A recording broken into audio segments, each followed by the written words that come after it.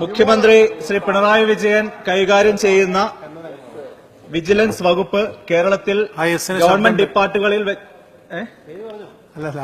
ശബ്ദം ഞാൻ റോജിയോട് പറഞ്ഞതാ.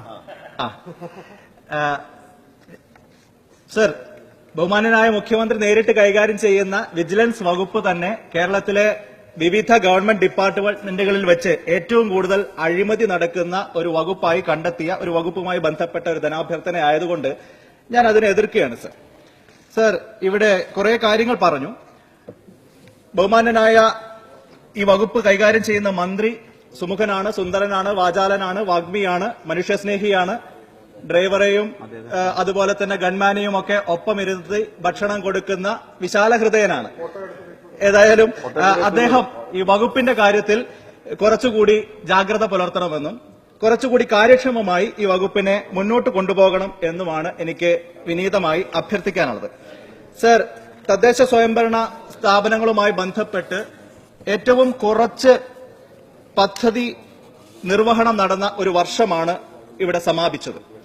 സർ, കണക്കുകൾ അവസാന സമയത്ത് താങ്കൾക്ക് ഊതിപ്പെരിപ്പിച്ച് ചില കണക്കുകളിലേക്ക് എത്തിക്കാൻ സാധിച്ചിട്ടുണ്ട്. പക്ഷേ ബജറ്റിൽ 5653 കോടി രൂപ നീക്കിവെച്ചതിൽ 2016-17 സാമ്പത്തിക വർഷത്തിലെ സാമ്പത്തിക വർഷം അവസാനിക്കുന്നതിന്റെ അവസാന മാസത്തിന് തൊട്ടു മുമ്പുള്ള മാസമായ ഫെബ്രുവരി അവസാനത്തിൽ ഏതാണ്ട് 1531 കോടി രൂപ മാത്രം, ഏതാണ്ട് 27% മാത്രമാണ് ചെലവഴിക്കപ്പെട്ടത് എന്നുള്ളതാണ് കണക്കുകൾ സൂചിപ്പിക്കുന്നത്.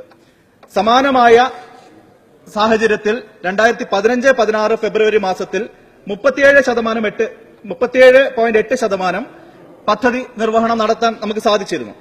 അതിനു മുമ്പിലത്തെ വർഷം നമുക്ക് 39.9%, ഏതാണ്ട് 40%-ഓളം പദ്ധതി നിർവഹണം ഈ ഫെബ്രുവരി അവസാനത്തിൽ നടത്താൻ സാധിച്ചിരുന്നു. അവസാന മാസം ഏതാണ്ട് 68-ലേക്കൊക്കെ എത്തിച്ചു എന്ന് പറയുന്നു. സ്വാഭാവികമായിട്ട് അതിന്റെ കാരണങ്ങൾ എത്രയോ വർഷങ്ങളായി ഈ മേഖലയെ പരിചയമുള്ള നമുക്കൊക്കെ അറിയാം. ഡെപ്പോസിറ്റ് വർക്കുകളായി വാട്ടർ അതോറിറ്റിയിലും മറ്റു മേഖലയിലും ഒക്കെ നിക്ഷേപിക്കുന്നത് കൊണ്ട് മാത്രം കണക്കുകളിൽ അത് ഉണ്ടാവുന്നുണ്ട് എന്ന് മാത്രമേ നമുക്ക് കാണാൻ സാധിക്കുകയുള്ളൂ. മുഴുവൻ പദ്ധതിയും പൂർത്തീകരിച്ച തദ്ദേശ സ്വയംഭരണ സ്ഥാപനങ്ങളുടെ എണ്ണം വെറും 10 മാത്രമാണ് എന്നുള്ളതും ഇവിടെ വാർത്തകളിലൂടെ പുറത്തു വന്നിട്ടുണ്ട്.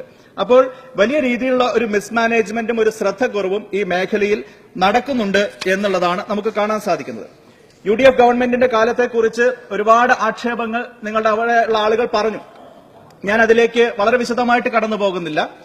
വളരെ ജനജീവിതവുമായിട്ട് നേരിട്ട് ബന്ധപ്പെട്ട നിരവധി കാര്യങ്ങളിൽ ഇടപെടാനും പരിഹാരമുണ്ടാക്കാനും കഴിഞ്ഞ 5 വർഷം കൊണ്ടാണ് എന്നുള്ളത് എത്രയോ അധികം ഉദാഹരണങ്ങളോടെ നമുക്ക് കാണാൻ സാധിക്കും. വളരെ സിമ്പിൾ ആയിട്ടുള്ള കാര്യങ്ങളായിരിക്കും ഒരുപക്ഷെ, പക്ഷെ അതിന്റെ ഒരു ഇമ്പാക്ട് വളരെ വലുതായിരുന്നു. ഉദാഹരണത്തിന് ജനന മരണ സർട്ടിഫിക്കറ്റ് ഓൺലൈൻ ആക്കുന്ന പ്രവർത്തനം കഴിഞ്ഞ കാലത്ത് നടത്തിയപ്പോൾ എത്രയോ അധികം ആളുകൾക്കാണ് അതിന്റെ പ്രയോജനം ലഭിച്ചത്. അതുപോലെ തന്നെ ബിൽഡിംഗ് പ്ലാൻ ഓൺലൈനായിട്ട് സബ്മിറ്റ് ചെയ്യാൻ കഴിയുന്ന അവസ്ഥ മുനിസിപ്പാലിറ്റികളും കോർപ്പറേഷനുകളും ഒക്കെ ഉണ്ടാക്കിയത് കഴിഞ്ഞ ഗവൺമെന്റിന്റെ കാലത്താണ്. അതിനൊക്കെ സ്വാഭാവികമായിട്ടുള്ള തുടർച്ച പഞ്ചായത്തുകളിലേക്ക് അടക്കം ഉണ്ടാക്കാൻ ഈ ഗവൺമെന്റ് ഊർജിതമായിട്ട് പരിശ്രമിക്കണം എന്ന് ഒരു നിർദ്ദേശ രൂപത്തിൽ വെക്കുന്നതോടൊപ്പം കഴിഞ്ഞ ഗവൺമെന്റിനെ ഇങ്ങനെ അകാരണമായി കുറ്റപ്പെടുത്തുന്നത് യാഥാർത്ഥ്യങ്ങൾക്ക് നിരക്കുന്നതല്ല എന്നുള്ള കാര്യത്തിൽ യാതൊരു സംശയവുമില്ല. ഇവിടെ തദ്ദേശ സ്വയംഭരണ സ്ഥാപനങ്ങളെ ശക്തിപ്പെടുത്തുന്നതിന് വേണ്ടി കഴിഞ്ഞ ഗവൺമെന്റ് നടത്തിയ പ്രവർത്തനങ്ങളെക്കുറിച്ച് അല്ലെങ്കിൽ നടത്താതിരുന്ന പ്രവർത്തനങ്ങളെക്കുറിച്ച് അപ്പുറത്തുള്ള ആളുകൾ വിമർശനം ഉന്നയിച്ചപ്പോൾ പുതിയ ഗവൺമെന്റിന്റെ നേട്ടങ്ങളായി ഒരുപാട് തസ്തികകൾ സൃഷ്ടിച്ചു എന്ന് പറഞ്ഞു. യഥാർത്ഥത്തിൽ ഏറ്റവും കൂടുതൽ തസ്തിക സൃഷ്ടിപ്പ് നടത്തി തദ്ദേശ സ്വയംഭരണ സ്ഥാപനങ്ങളുടെ ഹ്യൂമൻ ഇൻഫ്രാസ്ട്രക്ചറിനെ ഡെവലപ്പ് ചെയ്തത്, സ്ട്രെങ്തൻ ചെയ്തത് കഴിഞ്ഞ ഗവൺമെന്റ് ആണെന്നുള്ള വസ്തുതയല്ലേ? എഞ്ചിനീയറിംഗ് വിഭാഗത്തെ ശക്തിപ്പെടുത്തുന്നതിന് വേണ്ടി 400ഓളം അസിസ്റ്റന്റ് എഞ്ചിനീയർമാരുടെ തസ്തികകൾ സൃഷ്ടിച്ച് ഇന്ന് കേരളത്തിലെ തദ്ദേശ സ്വയംഭരണ സ്ഥാപനങ്ങൾക്ക് പദ്ധതി രൂപീകരണ കാര്യത്തിലും അതിന്റെ സൂപ്പർവിഷൻ കാര്യത്തിലും നിർവഹണ രംഗത്തുമൊക്കെ നല്ല രീതിയിലുള്ള ഒരു കരുത്ത് പകർന്നത് കഴിഞ്ഞ ഗവൺമെന്റിന്റെ പ്രവർത്തനം മൂലമാണ് എന്നുള്ളത് നിസ്തർക്കമായിട്ടുള്ള വസ്തുതയായി നിലനിൽക്കുകയാണ്.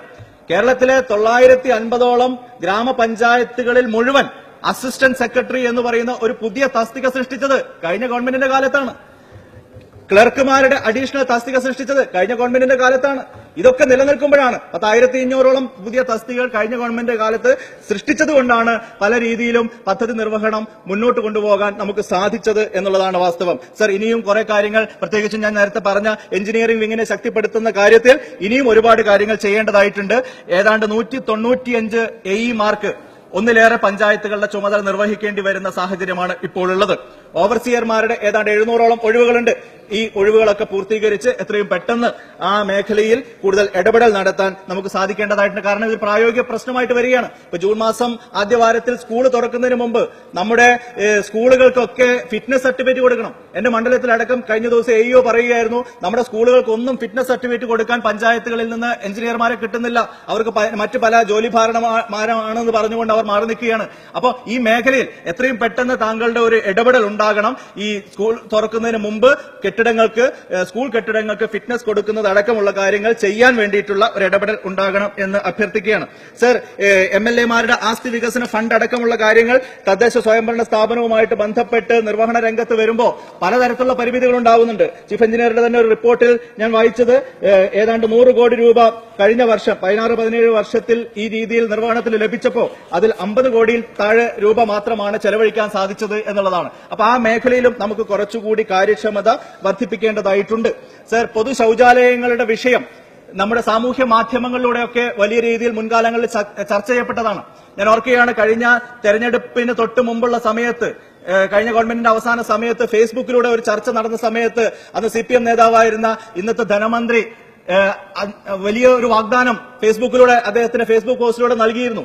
LDF ഗവൺമെന്റ് അധികാരത്തിൽ വന്നാൽ എല്ലാ പൊതു ഇടങ്ങളിലും ആവശ്യത്തിന് സ്ത്രീകൾക്കടക്കം ഉപയോഗിക്കാൻ കഴിയുന്ന തരത്തിലുള്ള ആധുനിക ശൌചാലയങ്ങൾ നിർമ്മിക്കും. അതിന്റെ ഒരു പ്ലാൻ എന്റെ മനസ്സിലുണ്ട്, ഞാൻ വന്നു കഴിഞ്ഞാൽ നിർബന്ധമായിട്ട് അത് ചെയ്യും എന്ന് പറഞ്ഞു. അദ്ദേഹത്തിന്റെ 2 ബജറ്റ് നമുക്ക് കാണാൻ സാധിച്ചു. ഇപ്പോഴും ആ മേഖലയിലേക്ക് കടന്നിട്ടില്ല. കിഫ്ബി വഴി അടക്കം അദ്ദേഹത്തിന് അത് ചെയ്യാനുള്ള സാഹചര്യം ഇനിയെങ്കിലും ഉണ്ടാകണം എന്ന് ഞാൻ അഭ്യർത്ഥിക്കുകയാണ്. സർ, നമ്മുടെ തൊഴിലുറപ്പ് പദ്ധതിയുമായി ബന്ധപ്പെട്ട കൂലി കുടിശ്ശിക വലിയ രീതിയിൽ നമ്മൾ ചർച്ച ചെയ്തതാണ്. എന്റെ ഒരു പഞ്ചായത്തിന്റെ കണക്ക് ഇന്ന് എടുത്തു നോക്കിയപ്പോൾ ഏതാണ്ട് 1,96,00,000 ഏതാണ്ട് 2 കോടി രൂപ ഒരു പഞ്ചായത്തിൽ മാത്രം കുടിശ്ശികയായി നിൽക്കുകയാണ്. സംസ്ഥാന ഗവൺമെന്റിന്റെ മാത്രം ഉത്തരവാദിത്തമല്ല എന്ന് അംഗീകരിക്കുമ്പോൾ തന്നെ ആ മേഖലയിൽ വേണ്ടത്ര ഇടപെടൽ ഉണ്ടാകണം എന്ന് അഭ്യർത്ഥിക്കുകയാണ്.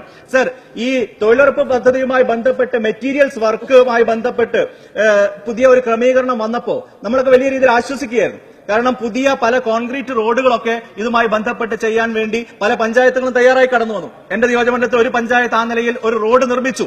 നല്ല മനോഹരമായി നല്ല ഗുണനിലവാരത്തിൽ ആ റോഡ് നിർമ്മിക്കാൻ സാധിച്ചു. പക്ഷേ ഇവിടെ പ്രശ്നം എന്താണെന്ന് പറഞ്ഞാൽ ഈ തൊഴിലുറപ്പ് പദ്ധതിയുടെ കൂലി നമുക്കറിയാം 243 രൂപയാണ്, ഇനി 258 ആക്കും എന്ന് പറയുന്നു. പക്ഷേ ഇതുപോലെയുള്ള വർക്കുകൾ നടത്തുന്ന സമയത്ത് ഈ കൂലി വലിയ അപര്യാപ്തമായി ഫീൽ ചെയ്യുകയാണ്. 700 രൂപയെങ്കിലും കൊടുക്കേണ്ട ഒരു പ്രവൃത്തിയാണ് പാവപ്പെട്ട സ്ത്രീകൾ അടക്കമുള്ള ആളുകൾ ഈ മേഖലയുമായി ബന്ധപ്പെട്ട് ചെയ്യുന്നത്. അപ്പോൾ തൊഴിലുറപ്പ് പദ്ധതിയുടെ ഭാഗമായി മെറ്റീരിയൽസ് വർക്ക് ഏറ്റെടുക്കുമ്പോൾ ആ തൊഴിലാളികൾക്ക് കേന്ദ്രം നൽകുന്ന സാധാരണഗതിയിലുള്ള കൂലിക്ക് പുറമെയുള്ള ഒരു അഡീഷണൽ കൂലി നൽകാൻ എന്ത് സാധ്യത ഉണ്ട് എന്നുള്ളതിനെ കുറിച്ച് ആലോചിക്കണം.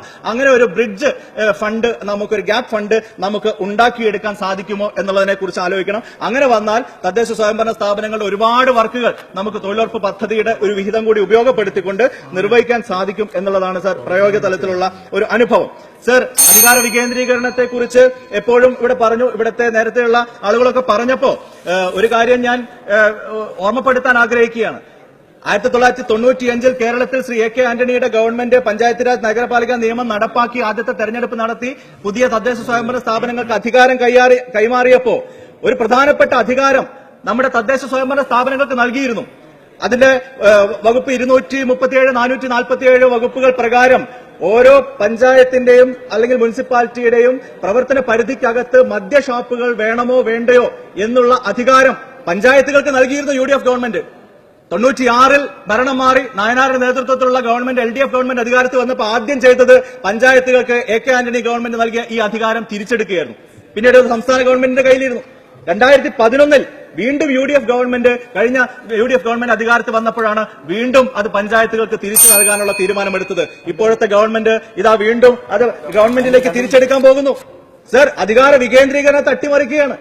മദ്യരാജാക്കന്മാർക്ക് വേണ്ടി ഈ നാട്ടിലെ ഓരോ ഗ്രാമങ്ങളിലും മദ്യപ്പുഴയൊടുക്കാൻ വേണ്ടി നിങ്ങൾ ഈ അധികാര വികേന്ദ്രീകരണം എന്ന് പറഞ്ഞ ആശയത്തെ അട്ടിമറിക്കുന്ന നീക്കത്തിൽ നിന്ന് പിന്തിരിയണം എന്ന് വിനയത്തോടുകൂടി അഭ്യർത്ഥിക്കുകയാണ്. സർ, എന്റെ നിയോജകമുള്ള തൃത്താലയിൽ ഞങ്ങളൊന്നും അറിയാതെ ഒറ്റ ദിവസം ഒരു വലിയ ബിവറേജിന്റെ ഔട്ട്ലെറ്റ് വരികയാണ്, ബിവറേജിന്റെ ഷോപ്പ് വരികയാണ്. കഴിഞ്ഞ ഗവൺമെന്റിന്റെ നയത്തിന്റെ ഭാഗമായി ഞങ്ങൾ അടച്ചുപൂട്ടിയതാണ്. ഇപ്പോ അവിടെ പാടം നികത്തി ഉണ്ടാക്കിയ ഒരു കെട്ടിടത്തിൽ അനധികൃതമാണ് എന്ന് ഒറ്റനോട്ടത്തിൽ തന്നെ കാണാൻ സാധിക്കുന്ന ഒരു കെട്ടിടത്തിലാണ് ബeveragesന്റെ ഔട്ട്ലെറ്റ് വരുന്നത്. ഇത് പഞ്ചായത്ത് അറിഞ്ഞുകൊണ്ടാണ് സർ. ഇത് പഞ്ചായത്തിലെ ആളുകളുടെ അഴിമതി അക്കാര്യത്തിലുണ്ട്, ഒത്തുകളിയുണ്ട്. അപ്പൊ ഈ രീതിയിൽ വലിയ രീതിയിൽ വാടക കിട്ടുന്നതിന് വേണ്ടി ബിൽഡിംഗ് ഓണറുമായി ഒത്തുകളിച്ചുകൊണ്ട് പഞ്ചായത്ത് നടത്തിയ ശ്രമത്തിന്റെ ഭാഗമായിട്ടാണ് അവിടെ ഈ രീതിയിലുള്ള ജനങ്ങൾക്ക് ദ്രോഹകരമാവുന്ന ഒരു സ്ഥാപനം വന്നത്. ഇന്നലെ അവിടെ വലിയ മനുഷ്യച്ചങ്ങല തീർത്ത് നൂറുകണക്കിന് സ്ത്രീകളും കുട്ടികളും ഒക്കെ ആ പരിപാടിയിൽ പങ്കെടുക്കുകയായിരുന്നു. അപ്പോ ഇങ്ങനെയുള്ള അവസ്ഥ പല സ്ഥലങ്ങളിലും ഉണ്ട് എന്ന് ബഹുമാനനായ മന്ത്രി മനസ്സിലാക്കി ഇടപെടണം എന്ന് അഭ്യർത്ഥിക്കുകയാണ്. സർ, ഞാൻ PMGSYയുടെ ഒരു കാര്യം കൂടി പറഞ്ഞ് അവസാനിപ്പിക്കുകയാണ്. ഞാൻ ഒറ്റ രാഷ്ട്രീയം ഒന്നും പറയുന്നില്ല. സർ, PMGSY നമുക്ക് വലിയ പ്രതീക്ഷകളാണ് ഉണ്ടായിരുന്നത്. പക്ഷേ 2019 അത് അവസാനിപ്പിക്കാനാണ് ഉദ്ദേശിക്കുന്നത് എന്നാണ് ഇപ്പോൾ മനസ്സിലാക്കുന്നത്. സർ, 2016-17 430 കിലോമീറ്റർ റോഡ് ഉണ്ടാക്കണം എന്ന് ആഗ്രഹിച്ചിരുന്നുവെങ്കിലും 262 കിലോമീറ്റർ മാത്രമാണ് പൂർത്തിയായതായിട്ട് അറിഞ്ഞിരിക്കുന്നത്. സർ, ഞാൻ ഇപ്പോൾ പോലും അതിന്റെ ചുമതല വഹിക്കുന്ന ജില്ലയിലെ ഉദ്യോഗസ്ഥന്മാരുമായിട്ട് സംസാരിച്ചു ഈ ഹാളിലേക്ക് വരുന്നതിന് മുമ്പ്. സർ, പുതിയ ഒരു കാൻഡിഡേറ്റ് റോഡുകൾ എന്ന് പറഞ്ഞ് പല ലിസ്റ്റ് ഉണ്ടാക്കിയിട്ടുണ്ട്. അവരുടേതായിട്ടുള്ള ചില മാനദണ്ഡങ്ങളാണെന്ന് പറയുന്നു. പക്ഷേ എന്റെ നിയോജകമണ്ഡലത്തിൽ ഒരു റോഡ് പോലും അതിൽ ഉൾപ്പെട്ടതായിട്ട് കാണുന്നില്ല. എന്റെ നിയോജകമണ്ഡലം അങ്ങേക്ക് പരിചയപ്പെടുത്തേണ്ട കാര്യമില്ല. നമ്മൾ അയൽവക്കക്കാരാണ്. പല റോഡുകളും നമ്മൾ അപ്പുറവും ഇപ്പുറമായിട്ട് പങ്കുവെക്കുന്നവരാണ്. താങ്കളും പങ്കുവെക്കുന്നവരാണ്.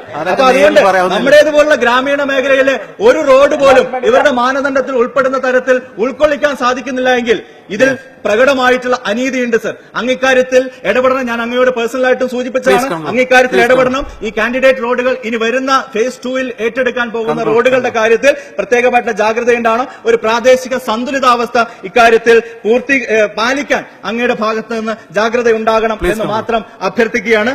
സർ, സമയക്കുറവുകൊണ്ട് മറ്റു കാര്യങ്ങളിലേക്ക് ഒന്നും കടന്നുപോകാതെ അങ്ങയുടെ പ്രവർത്തനങ്ങൾ കൂടുതൽ മെച്ചപ്പെടണം. അതുവരെ അങ്ങയെയോ ഈ ധനാഭ്യർത്ഥനയോ പിന്തുണയ്ക്കാൻ നിർവാഹമില്ല എന്നുള്ള കാരണത്താൽ ഈ ധനാഭ്യർത്ഥനയെ എതിർക്കുകയാണ്. സർ.